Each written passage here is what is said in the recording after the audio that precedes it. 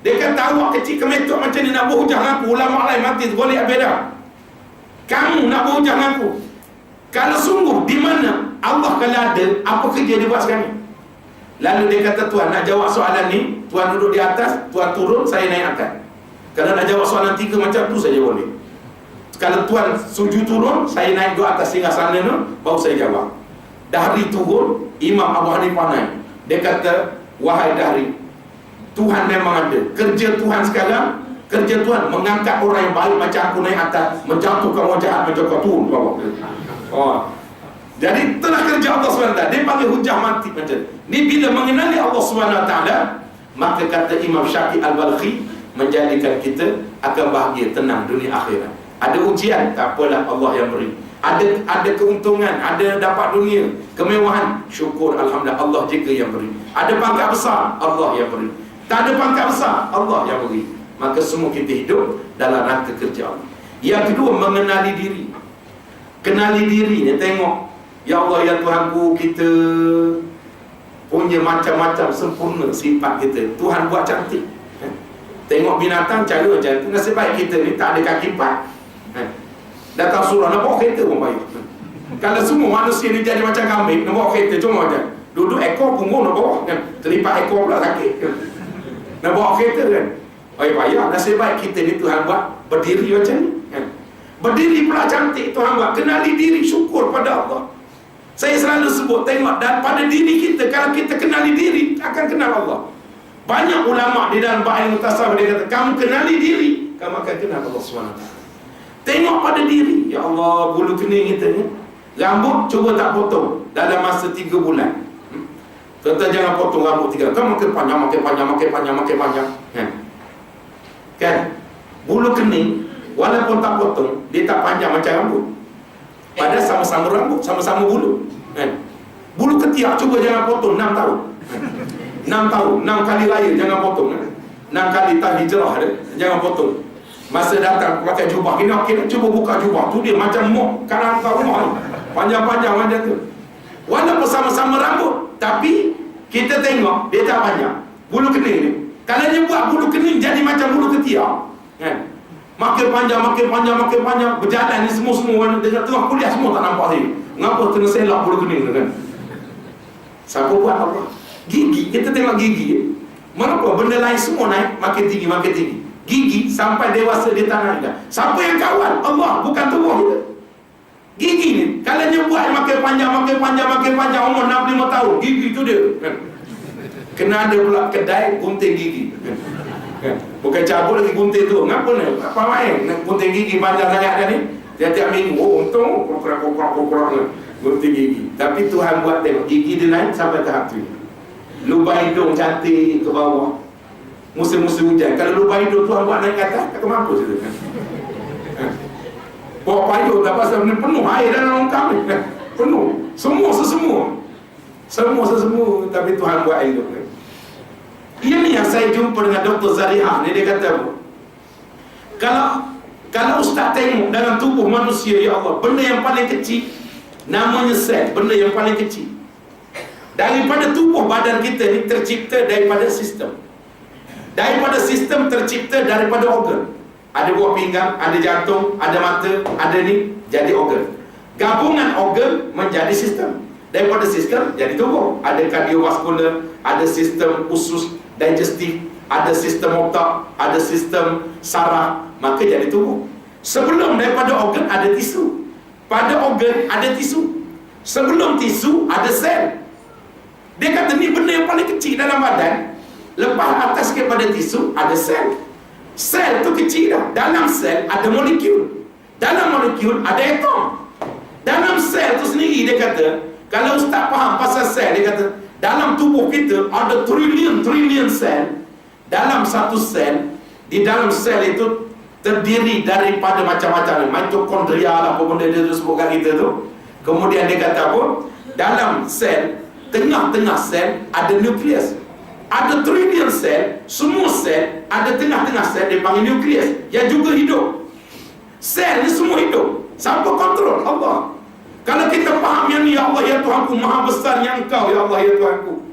Nak cerita pasal sel saja, saya mengaji sampai PhD, dia kata dalam bidang doktor. Makin saya mengaji, saya makin rasa kebesaran Allah. Saya tak tengok yang lain, saya tengok dalam tubuh manusia saja.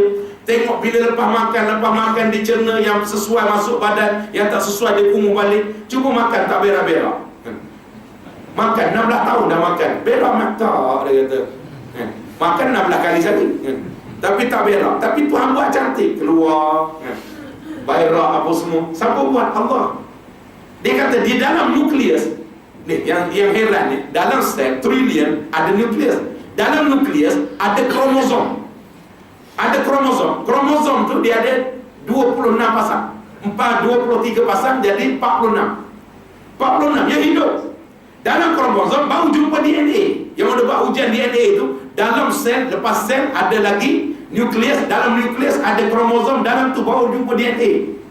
Ya ilaha illallah kata. Dia kata hak kecil-kecil tu kalau kita faham pasal tu, begitulah maha besar Allah Subhanahu wa taala. Dia kata kalau kita tengok darah, ada darah putih, ada darah merah, ada platelet, ada plasma. Dalam darah tu, darah putih untuk angkut oksigen, darah merah angkut oksigen, darah putih untuk lawan jangkitan dan menghasil antibody. Siapa buat ni? Berbagi darah putih, darah merah ni, Tuhan buat. Allahu Akbar, dia kata. Kemudian kita tengok platelet. Platelet ni kerjanya membekukan darah. Sebab tu orang demam denggi pergi cek platelet. Kalau turun rendah sangat, beku terus mati. Kalau naik terlalu banyak platelet ni sampai buat tu, tak bagus juga. Siapa yang kawal naik turun? Allah. Plasma yang nak angkut benda daripada darah keluar, nak angkut benda yang baik masuk dalam darah, kena ada plasma. Kalau tak ada plasma, itu pun pasal darah. Dia kata subhanallah, tak lagi nak cerita pasal kebesaran Allah. Yang ni dia panggil, apatah lagi kalau kita tengok pokok kayu, tengok binatang, tengok sebagainya, menjadikan kita, kalau kenali Allah, kenali diri, akan menjadi kita ni orang yang sentiasa akan dapat bahagia. Ramai orang kenali Allah tak kenal, diri dia pun tak kenal, akhir hidup dengan sombong. Allah kata peraturan Islam dibangunkan sebab sombong, tak kenal diri, sebab tu tak bahagia. Walau duit banyak tak bahagia, walau pangkat besar tak bahagia. Sebab apa? Sebab dia tidak mengenali dirinya sendiri. Dia ni adalah hamba Allah Subhanahu wa ta'ala. Yang ketiga, kata Syakir Al-Balkhi, kenalilah perintah Allah dan kenalilah tegahannya. Kenali perintah Allah, kita ajak, kita pakat buat. Kenali tegahannya, kita pakat tinggal. Selagi tak buat perkara itu, walau hidup 200 tahun, tidak akan bahagia. Islam ni agama yang mudah, asal taat perintah Allah. Yang jadi masalah apabila nak lawan perintah Allah. Tuhan kata semayang, kita tak nak semayang. Tuhan kata jangan minum arak, kita nak minum arak. Tuhan kata buat hukum hudud, kita buat hukum manusia. Tuhan kata perintah dengan Islam tutup aurat, kita tak tutup aurat. Pemimpin negara pun tak tutup aurat. Bila kita kata macam tu, dia kata tak apa, memerintah negara ni pahala besar. Maka menutup aurat sudah menjadi kecil pada dia. Banyak cantik. Jadi masa pergi Mekah pakai tudung, balik Mekah jadi atu air. Jadi seolah-olah di Mekah saja yang baik. Ini kita tak faham. Kita yang duduk kat kampung ni pun, bila mari muslim-muslim nak angkat pemimpin, kita pilih pemimpin yang bercakap Al-Quran. Buat apa mari semayang? Buat apa berzikir? Buat apa baca Quran? Bila mari nak pilih, ni A nak Islam, ni B tolak Islam, ni nak terima Islam, ni tolak Islam. Sebab kita tak kenal mana perintah Allah, mana tegahan dia. Nak pilih pemimpin pun mesti ikut Quran. Dia tak boleh ikut siapa bagi projek. Nabi datang bukan bawa projek. Nabi datang nak selamatkan iman. Pemimpin yang baik nak selamatkan iman manusia. Bukan fikir nak buat bangunan tinggi, bukan fikir nak buat, kita pun nak benda dunia agar kemakmuran dapat. Tapi yang lebih besar, tak guna bangunan tinggi, iman manusia rosak. Kita nak bangunan tinggi, tetapi iman manusia makin terbangun. Itulah cari pemimpin yang kenal perintah Allah, yang tahu tegahan dia. Maka kita ini tak kenal. Kita kata kenal Allah, kenal diri, tetapi hakikat bila datang ujian, kita tak boleh nak beza mana yang benar, mana yang salah.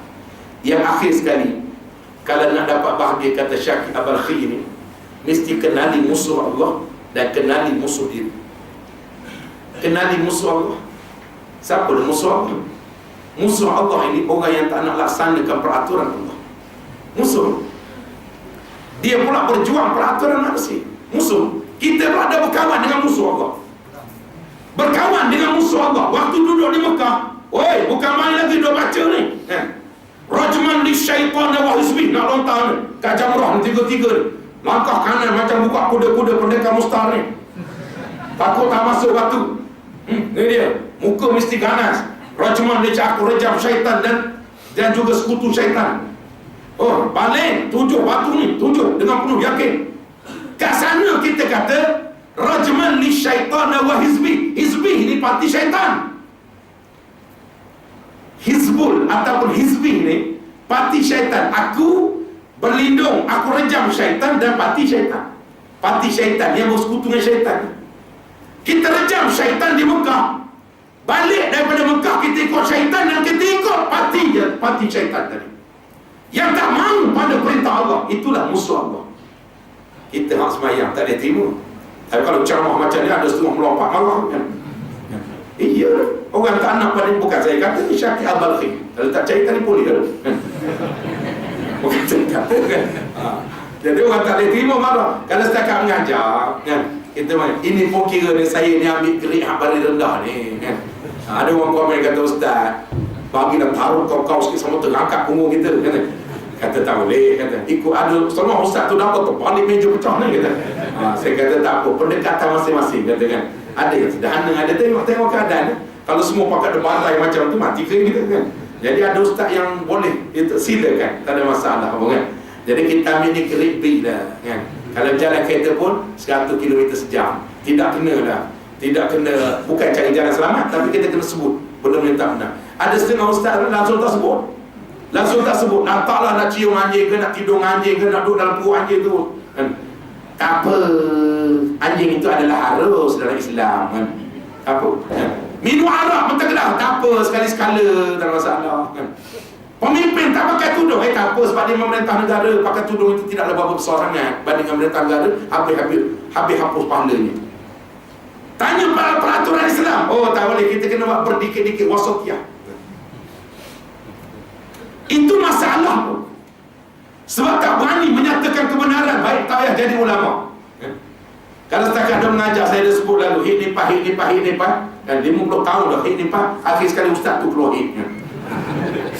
Pakai jubah putih, apa hal? Ustaz nampak merah nak keluar hit ustaz tu. Lama sangat mengajar hit nipah.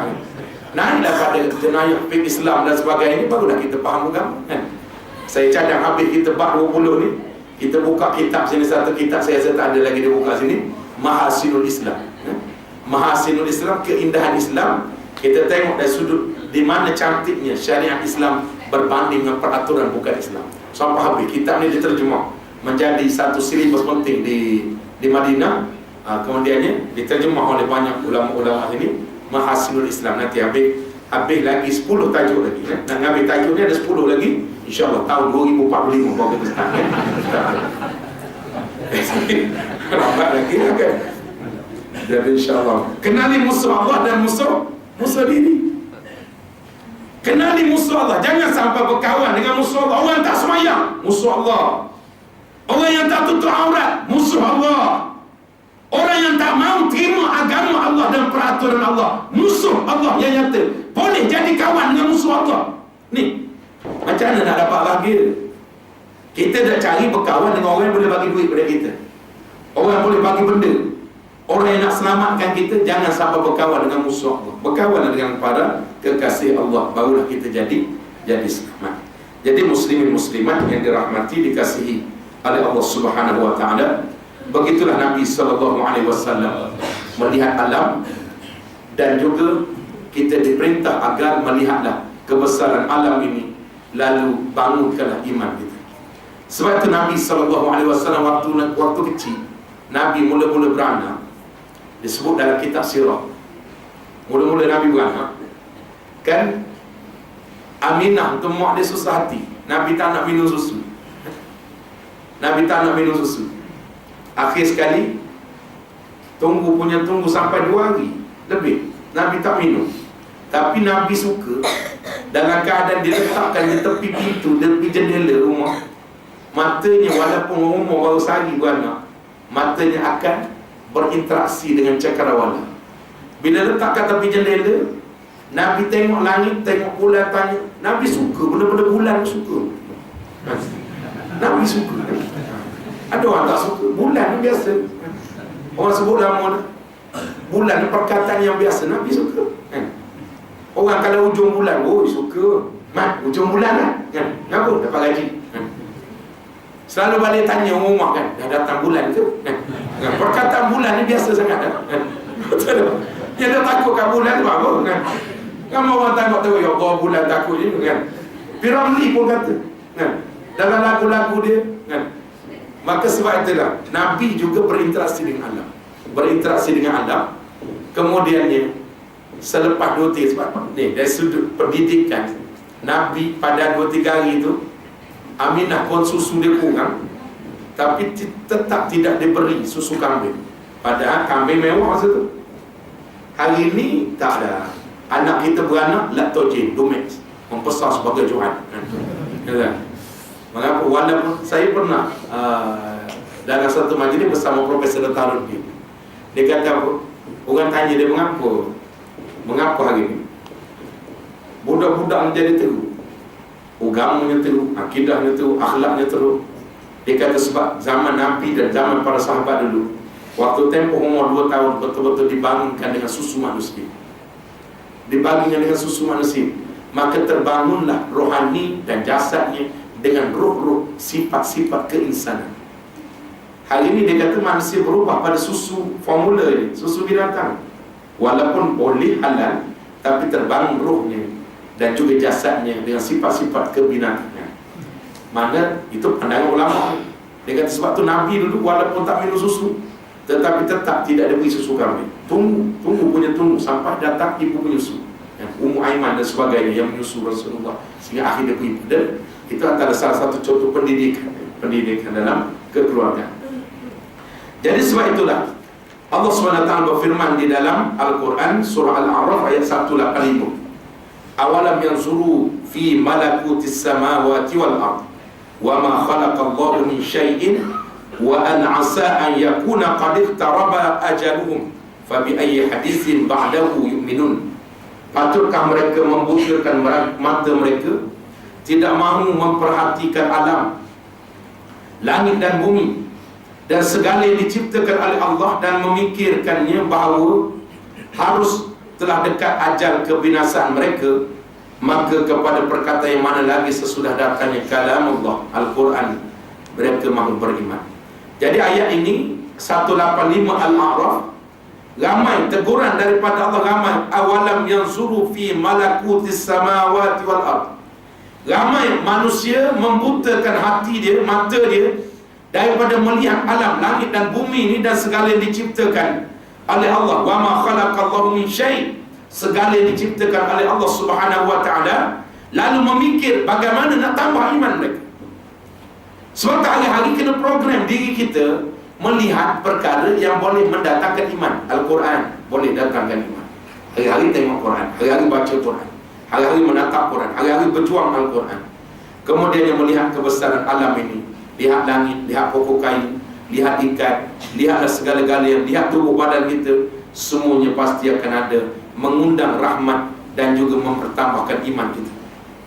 Di dalam ayat yang sering kita baca surah Al-Imran ayat 190, 191, inna fi khalqis samawati wal ard wa ikhtilafil laili wan nahar la ayatin li ulil albab الذين يذكرون الله قياما وقعودا وعلى جنوبهم ويتفكرون في خلق السماوات والأرض ربنا ما خلقت هذا باطلا سبحانك فقنا عذاب النار.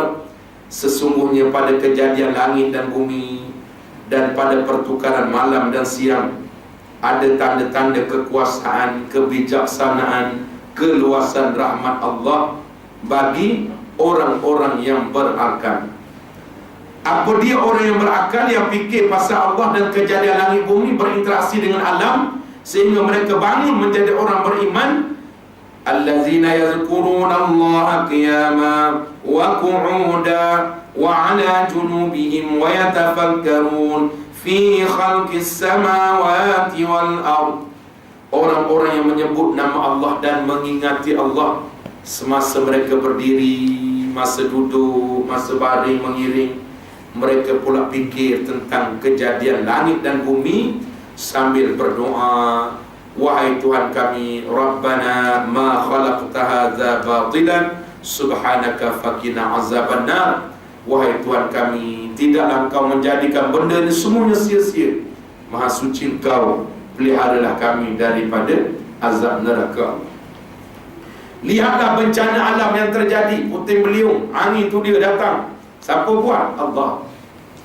Lihatlah tsunami yang jadi, siapa lakukan? Air laut yang tenang elok akhirnya jadi gelombang tinggi sampai separah pokok kelapa. Allah. Kalau kita tengok yang di Aceh tu, punya sampai hitam pekat air, tak tahu daripada mana datang. Kemudian lihatlah bagaimana ribut, bagaimana tanah runtuh, gempa bumi. Ingatkan akan bagaimana kalau Allah buat atas dunia macam ni, di akhirat nanti berjuta kali ganda lagi dahsyatnya. Kita pergi ke Padang, 4 buah kampung, tenggelam terus duduk dalam bumi. Kemudian di Sumatera Barat pun bagaimana sebuah masjid, mula-mula tak tenggelam, kemudian akhir sekali nampak kampung tu tenggelam. Bukan satu kampung, berapa kampung tenggelam terus. Akhirnya tinggal kubah masjid je, lama kelamaan hapus terus. Allah boleh buat, Allah boleh buat. Maka di akhirat nanti macam mana? Kemudian lihatlah bagaimana hujan lebat, perubahan musim, kadang-kadang musim hujan, kadang-kadang musim panas. Siapa buat? Allah.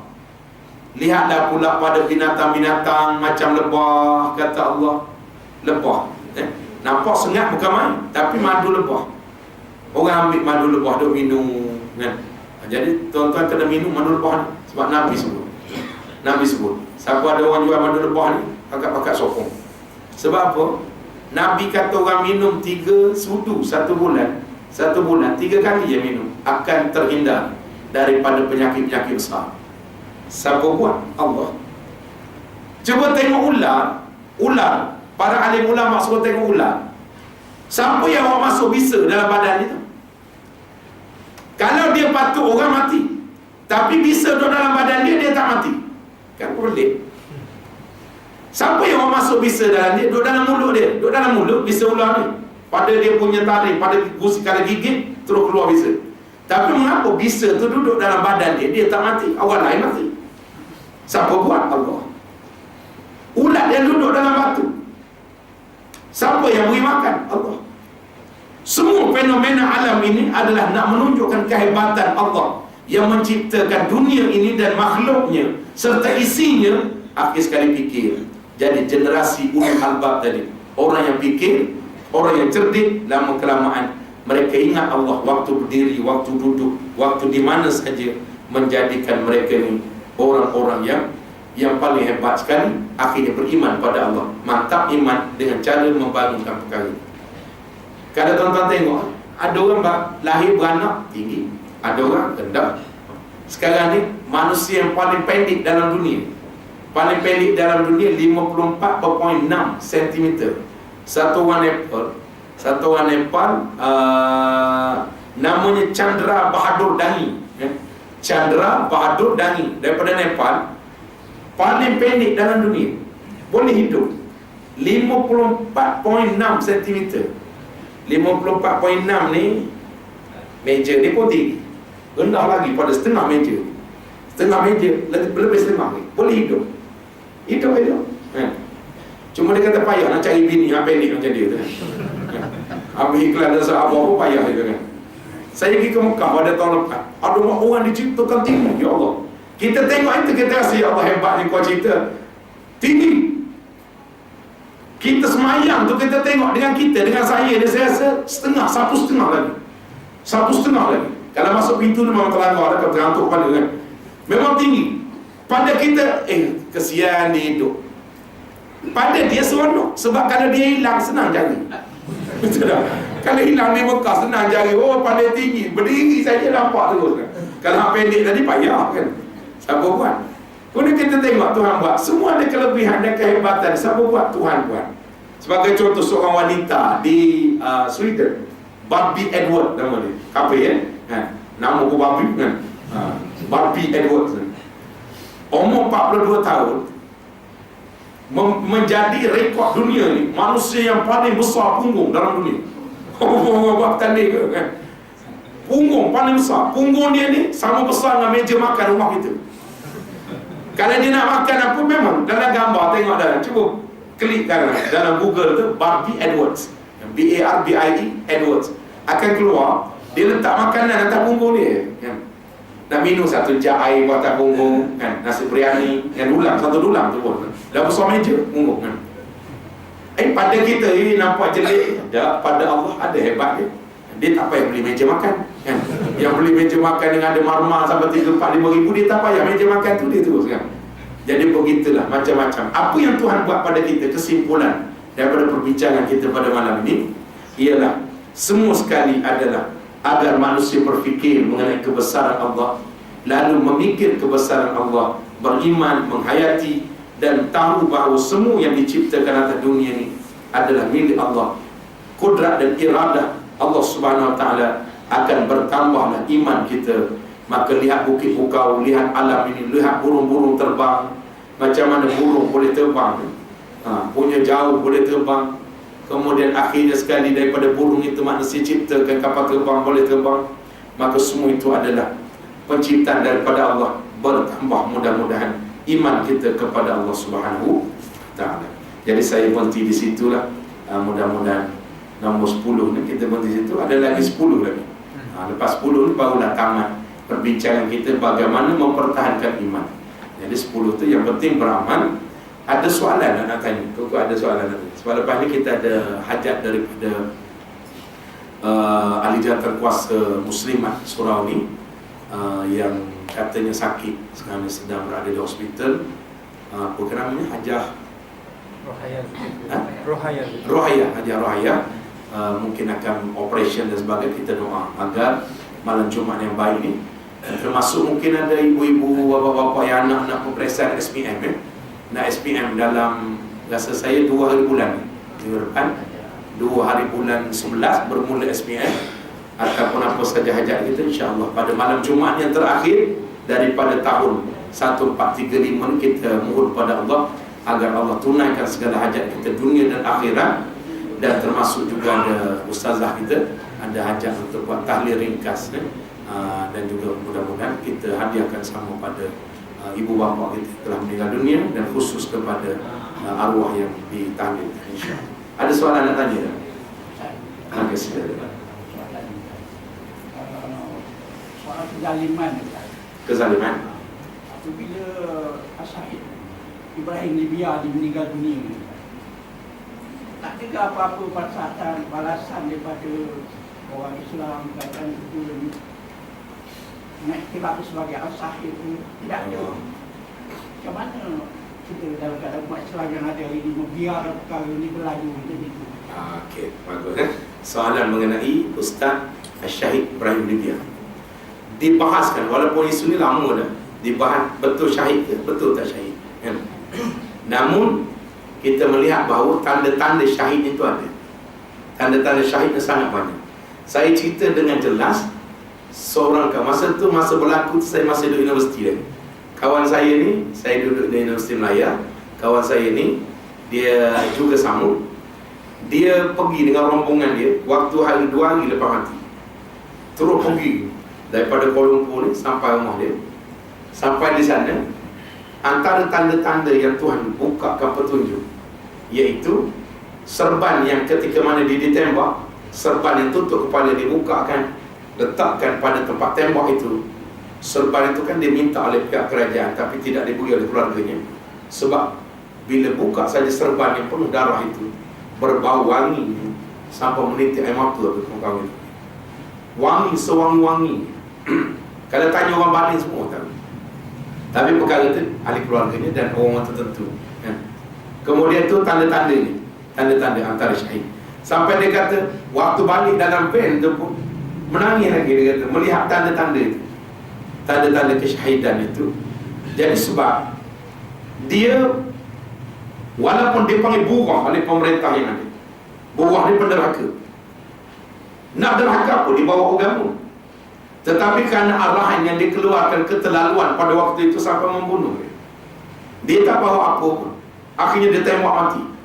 Saya nak cerita kisah benar berlaku. Saya sebelum saya balik ke Selangor ni, lepas graduate university, saya pindah duduk di Perlis, kawan duduk di Kedah. Kebetulan ada kerja sana. Ketika duduk di sana, saya dibawa di Sungai Petani Kedah. Sungai Petani Kedah, polis yang terlibat dalam operasi dan antara yang juga terlibat dalam operasi menembak dia. Ketika mana sampai di Mekah, polis ni orang bawa saya tengok dengan mata kepala saya. Sampai di waktu tawaf di Kaabah, orang yang tembak tadi, dia terlibat sebagai ketua yang menembak ni, yang terlibat mengarahkan penembakan.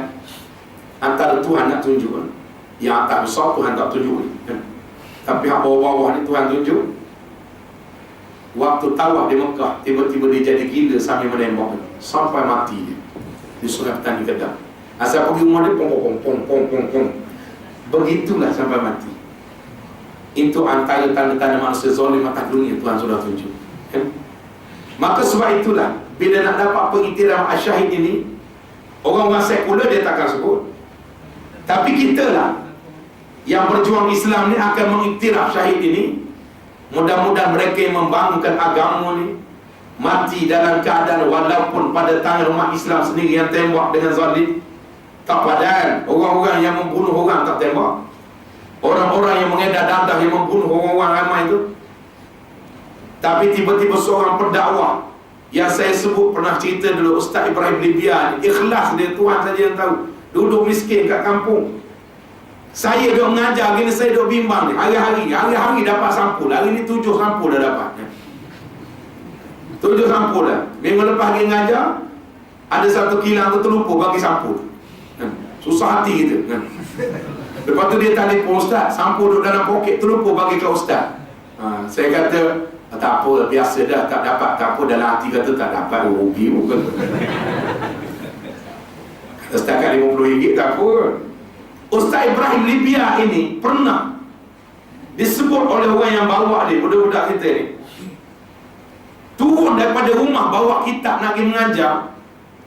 Sudah hampir surau, patah balik, cakap kat yang bawa driver dia ni, tolong balik semula. Lalu Ustaz nak ambil apa? Tak balik dah, tak apa. Sampai di beranda rumah balik, naik atas rumah, turun kereta, kemudian tak ambil apa-apa, turun balik masuk dalam kereta. Lalu driver dia tanya, Ustaz ambil apa? Nampak tak ambil apa? Tak. Tadi waktu saya nak turun, tadi teringat malam ni ceramah dapat berapa ringgit juga. Saya pergi dengan jalan bimbang, tidak ikhlas. Saya patah balik, betulkan niat saya. Orang yang macam inilah yang ditembak, yang mendidik, membangunkan agama dengan nilai air mata dan susah. Orang yang mengajar agama, bila nampak macam ekstrim agama, dituduh sebagai buah, penderhaka. Derhaka apa? Mengajar menentang kezaliman, menentang kemungkaran. Orang buat salah, dia sebut macam ni, salah dah. Sebab tu kalau kita duduk atas landasan agama ni, kena bersiap diri lah. Ditangkap, dibunuh, dimarah, dicaci. Kerana Nabi tu sama jalan. Kalau tak nak selamat, tak nak dicaci, tak nak dimaki, tak nak ditangkap, tak nak dibunuh, cerita hit nipas tadi sampai mati. Walaupun kezaliman berlaku, manusia berzina banyak, walaupun apa saja kezaliman dibuat, kita tetap bercerita, jangan sentuh pasal itu. Sedangkan kita terlupa, seafdal jihad adalah menyatakan kebenaran di hadapan pemimpin yang zalim, setinggi-tinggi kalimah jihad, walaupun risiko dia mati.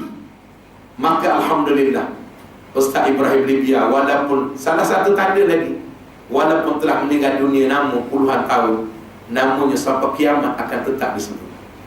Sebutlah siapa saja asyahid. Ibrahim Libya ataupun Sayyidina Hamzah, penghulu syahid, sampai siapa saja yang syahid, itu antara mereka meninggalkan legasi sampai kiamat, namanya disebut. Sebab itu untung orang mati syahid ni. Tuan-tuan tengok, Sultan pun pergi, Sultan Kedah pun pergi, walaupun orang kata penderhaka buruk.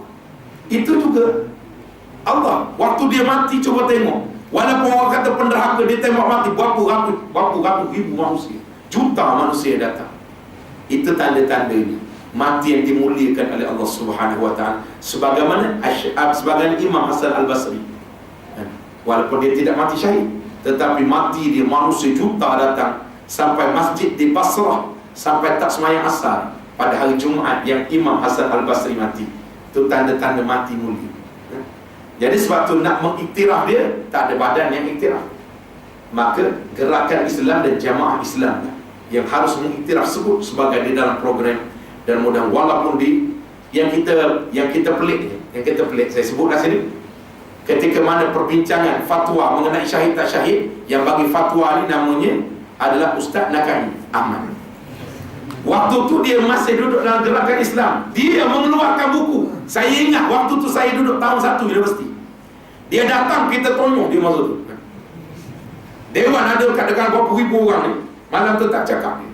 Sebab lepas peristiwa Syahid itu, dia yang keluarkan fatwa. Dia kata mati syahid, confirm 100% mati syahid. Walaupun siapa berani lawan saya tetap kata mati syahid, membela agama. Lepas tu dia tukar camp, masuk belah sana, dia pula tulis buku tidak mati syahid. Kan dia panggil bengong. Dia bang. Akhir sekali kita tunjuk buku dia. Waktu di universiti tunjuk buku dia. Duk diam tu malam tu. Kata buku ni kau lain tulis, awak menulis ni kan. Awak menulis ni kan. Maka kan duk diam tu sana. Mana nak tunjuk manusia, kerana duit berubah dari keluarkan fatwa, mula-mula syahid, lepas tu tak syahid. Sekarang ni tak tahu dia nak pergi ke mana pula dah. Syahid terus dah bukan. Sebab dengan cerita tak mahu dah belah mulut kan. Tapi kita nak mari sini pun kita tapis banyak kali kan. Jadi mudah-mudahan begitulah. Mudah-mudahan kita sentiasa sebut dan memperingati orang-orang yang hidup seperti ini. Kerana walaupun mereka mati, rohnya tetap hidup menjadi umat Islam sebagai contoh model teladan. Ya. Jadi pukul 9 minit dah. Ada lagi soalan? Ada? Senang ngajar orang sini, ngajar sikit faham banyak. InsyaAllah.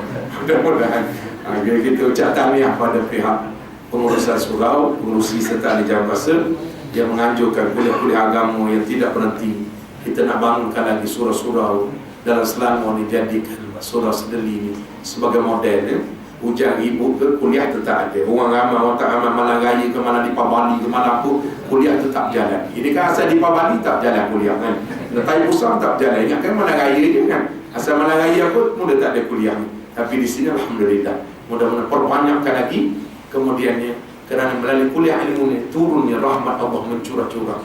Dan mudah-mudahan kita yang datang dapat rahmat, kita yang mendengar dapat rahmat, kita yang menyebarkan ilmu juga mendapat rahmat dan keampunan Allah SWT. Itulah sebaik-baik bekal sebelum kita tutup mata insya-Allah. Jadi kita tangguhkan dengan membaca tasbih kafarah dan surat Al-Asr.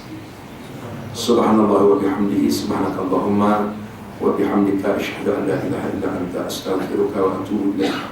Bismillahirrahmanirrahim. Wal 'asri innal insana lafi khusr illa allazina amanu wa 'amilus solihat wa tawassaw bil haqq wa tawassaw bis sabr. Aqulu qawli hadza wa astaghfirullahal azim li wa lakum. Assalamualaikum warahmatullahi wabarakatuh.